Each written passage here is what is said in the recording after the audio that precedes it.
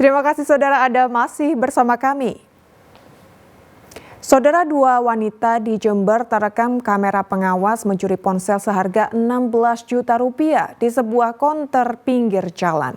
Kedua pelaku yang salah satunya mengenakan cadar berbagi tugas mengelabui karyawan toko. Peristiwa ini bisa menjadi peringatan terutama bagi pemilik dan penjaga konter ponsel agar lebih waspada saat bekerja.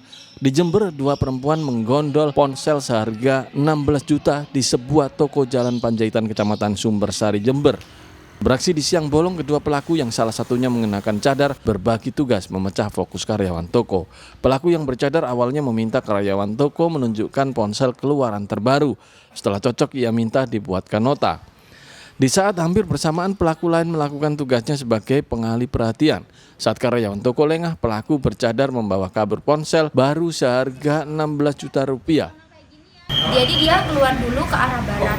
Habis itu saya kan nunggu ibunya sambil mau bikin brosur sama ngecek HP yang ditanyakan itu ada apa enggak. Terus setelah itu mbak yang satunya kan pergi. Akhirnya teman saya itu datang.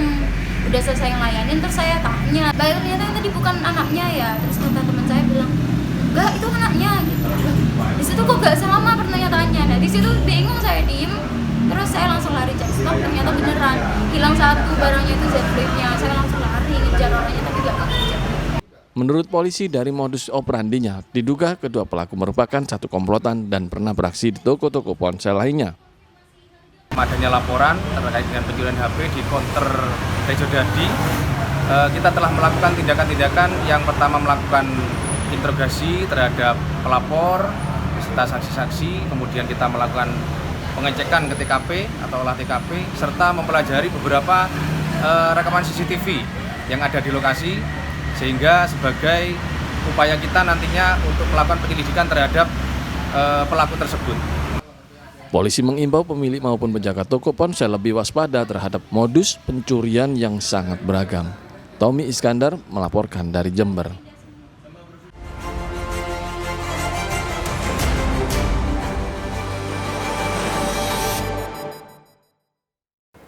Saudara, tim redaksi merangkum sejumlah berita selama sepekan yang menjadi perhatian publik di Jawa Timur. Di antaranya balita tewas dicekik ayah kandung dan mobil terjun ke jurang, 4 orang tewas. Selengkapnya dalam berita Surabaya sepekan. Ledakan keras bom ikan mengakibatkan kepanikan dan kerusakan beberapa rumah warga di Kelurahan Ngemplak, Kecamatan Panggung Rejo, Kota Pasuruan.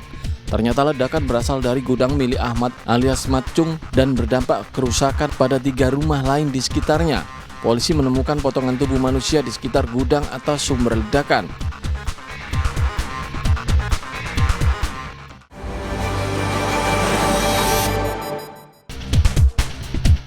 Seorang balita di Tulungagung tewas usai dicekik dan dibekap menggunakan bantal oleh ayah kandung. Korban pembunuhan adalah balita laki-laki yang masih berusia 3 tahun.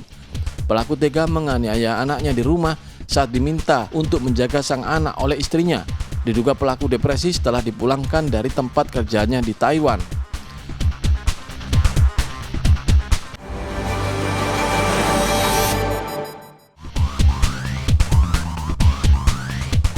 Empat pemuda di Ponorogo terluka saat balon udara yang diterbangkannya meledak di areal persawahan Dukuh Muneng Tengah, Kecamatan Balong, Kabupaten Ponorogo.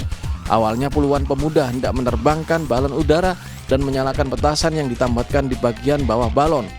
Setelah menyala, sejumlah pemuda berupaya lari menjauh, namun seketika itu terjadi ledakan besar.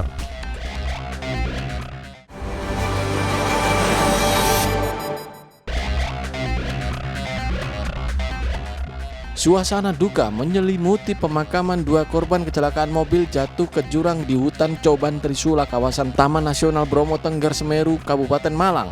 Peristiwa terjadi saat mobil mengangkut rombongan keluarga dalam perjalanan pulang usai menghadiri acara pernikahan di Lumajang. Akibat kecelakaan ini 4 orang tewas dan 5 penumpang lainnya menderita luka. 2 dari 4 korban tewas merupakan ibu dan anak yang dimakamkan berdampingan.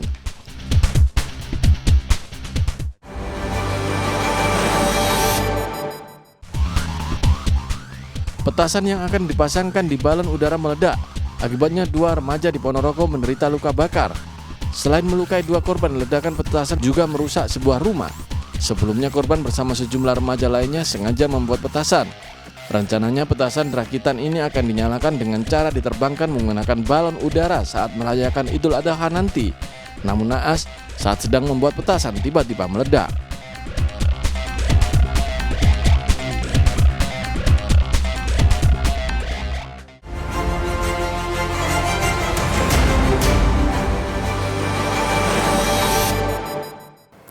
Saudara, setiap memasuki musim gili tebu di Kabupaten Blitar ada tradisi unik yakni manten tebu.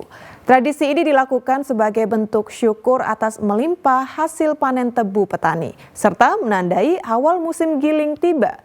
Seperti apa keseruannya? Berikut liputannya.